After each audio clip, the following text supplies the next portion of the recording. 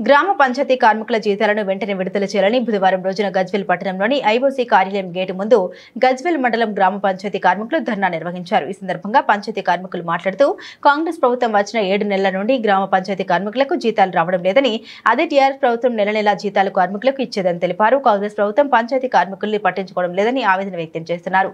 పంచాయతీ కార్మికులు కుటుంబాల్లో జీతాలు రాక కుటుంబ పోషణ కూడా ఇబ్బందికరంగా ఉందని, వారి పిల్లల్ని పాఠశాలకు కూడా పంపించలేని దుర్భర జీవితాన్ని గడుపుతున్నారని, ఇప్పటికైనా కాంగ్రెస్ ప్రభుత్వం గ్రామ పంచాయతీ కార్మికుల ఆవేదన గుర్తించి జీతాలను వెంబడే విడుదల చేయాలని, లేని పక్షంలో రాష్ట్ర స్థాయిలో గ్రామ పంచాయతీ కార్మికుల అందరం ధర్నా నిర్వహిస్తామని తెలిపారు.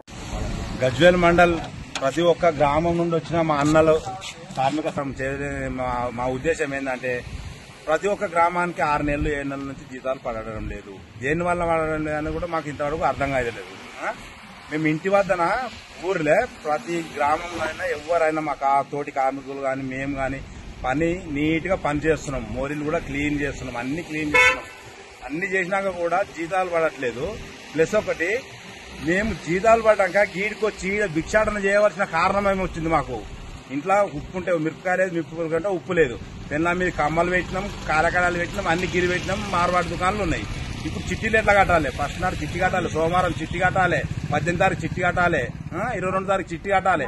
చిట్టీల మహిళా మండలి సంఘాల ఆడలేదు డబ్బులు కట్టాలి.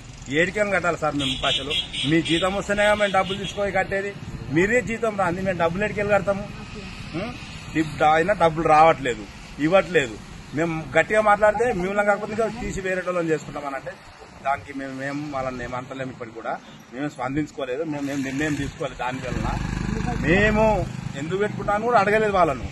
మేము చేసే పని మేము చేస్తాం, కానీ మా డబ్బులు మాకు వెంటనే విడుదల చేయాలని ప్రభుత్వం దిగొచ్చినా సరే మా డబ్బులు మాకు విడుదల చేయాలని కోరుకుంటున్నాం. అంతే, సభాముఖంగా తెలియజేయండి. అదే మేము ఒక 6 నెలల కొల్ల ఎడ్యుకేషన్ చేస్తున్నాం సార్. ఉత్సాహము దొడ్డి పోత కూడా ఎత్తుకొస్తున్నాము.